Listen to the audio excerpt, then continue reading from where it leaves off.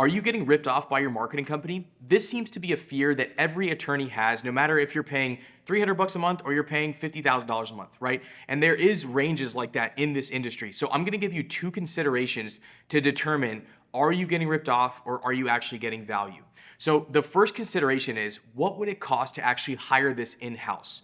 Now, if you have a company that is running ads for you, they're building your website, they're doing SEO, they're doing content writing, and they're posting all that, that would be about 4 employees. And depending on how good of a job they're doing with these things, that would be 4 high-level employees. And that could cost you anywhere from $30,000 to $40,000 a month to bring that in-house. And so that is really not a smart move for most firms, unless you're probably above like the $10 and $20 million mark a year. You're not really getting economies of scale with that type of in-house team, so it doesn't make sense. The reason it makes sense for agencies is they have many, many clients, they have SOPs, and they have the process nailed down, which is why agencies will be significantly less than bringing it in-house.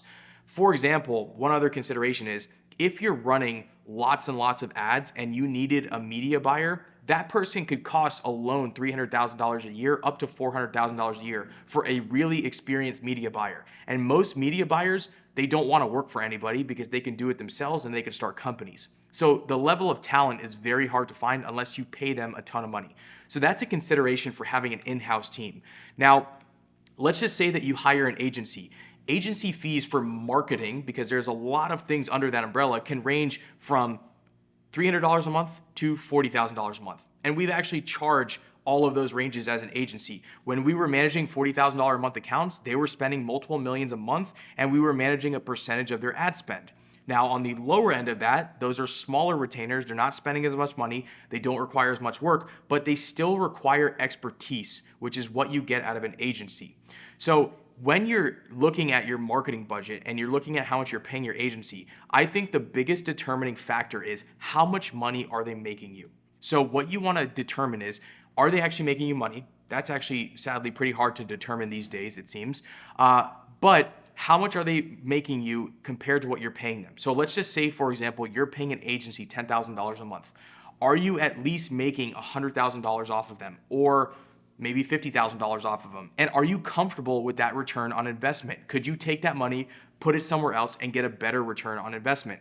So let's just use the example of the stock market, right? Let's say you get 10% a year, not that exciting. But if I pay my marketing company 10 grand a month and they make me $100,000 a month, I'm getting an insane investment every single month compared to another vehicle that would be the stock market. So stop thinking about it as a number. Start thinking about it as, am I getting a return? What is that return? And can I do better elsewhere? Those are really the questions that you want to ask when it comes to, are you getting ripped off? I hope this was helpful, because this seems to be a pretty debated topic in the industry, and there is no right answer. It's ultimately, how much are you making and are you comfortable with the return? Hope this helps.